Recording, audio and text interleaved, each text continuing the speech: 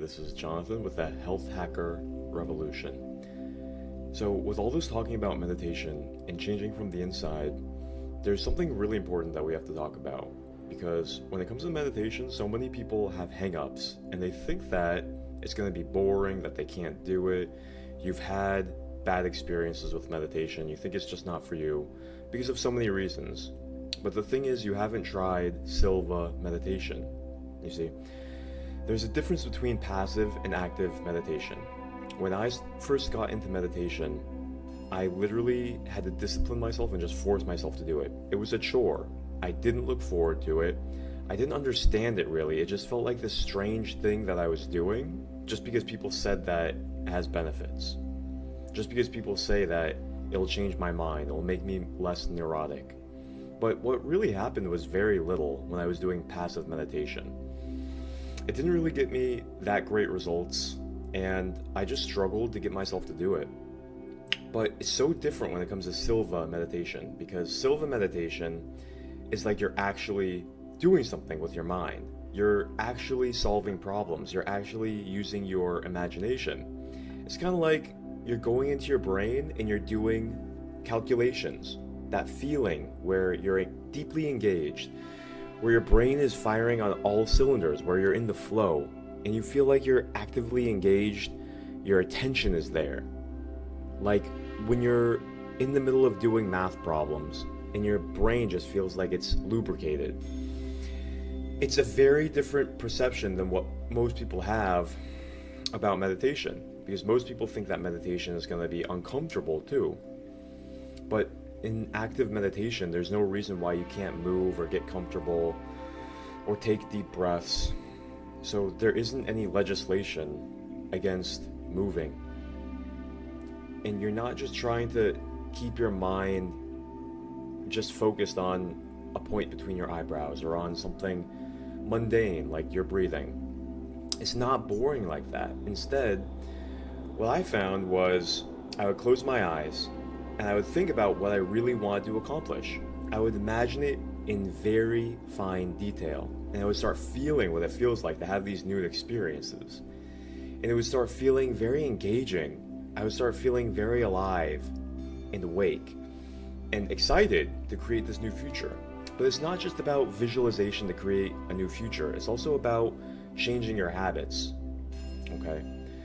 So many people don't link their health or their fitness to their mind. But isn't it your mind that creates all your habits? Isn't it your mind that creates all your likes and your dislikes?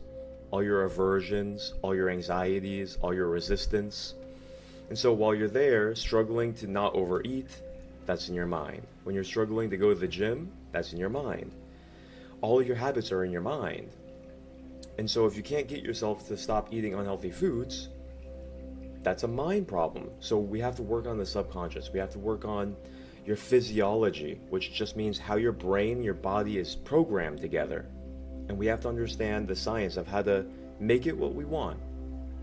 And so there's specific meditation techniques in Silva, like the 3 scenes technique, that you can go into your subconscious and you can alter habits that you've been doing for years and years and years, that you've been a slave to for all this time. And you can actually change your perception about it, your relationship with it, your compulsiveness towards it, your reaction towards it. And so I've used this in so many different ways when it comes to how much I eat, how often I eat, what I eat, when I work out, how often I work out, how I feel when I work out, what I watch on the internet, my standards of what I watch on the internet, whether or not I have cravings for those things, and what do I do when I have those cravings. You see, there's various tools for all of these nuances so that you can actually bring your habits into your control. Excuse me. Not only that, but what about your mental habits? What about the habits of emotional eating? That's a big one. What about the habit of boredom and eating when you're bored? What about the habit of not working out and making excuses in your head why you should not work out today or just do it another day? All these sentences that come up in your brain. that make you feel like you should just do it another day.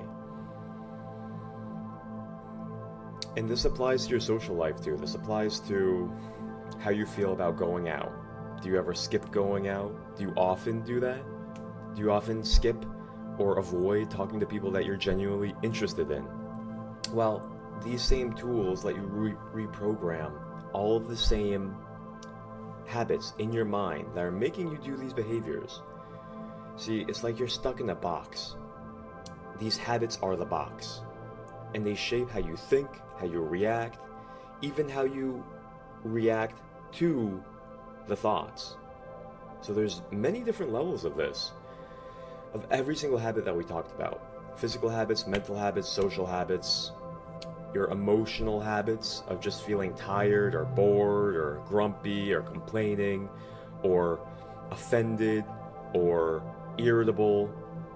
All of these emotional habits are also ingrained, and all of these things are the foundations of what create not only our health but our life and our happiness.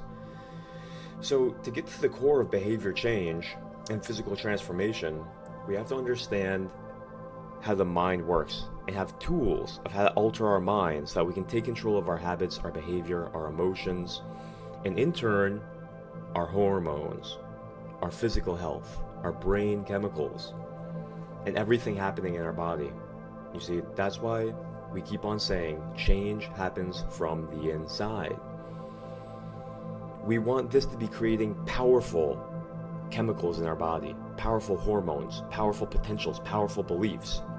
And believe me, it makes every difference on the outside. Okay? So that's why the barbaric methods of just trying to use discipline don't work.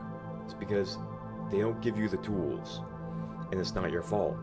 We haven't been taught this in school. We haven't been taught this by the fitness industry. Everyone's just surface level, teaching us just inane, bizarre things that we don't really use that much in life. So don't feel bad. It's not your fault.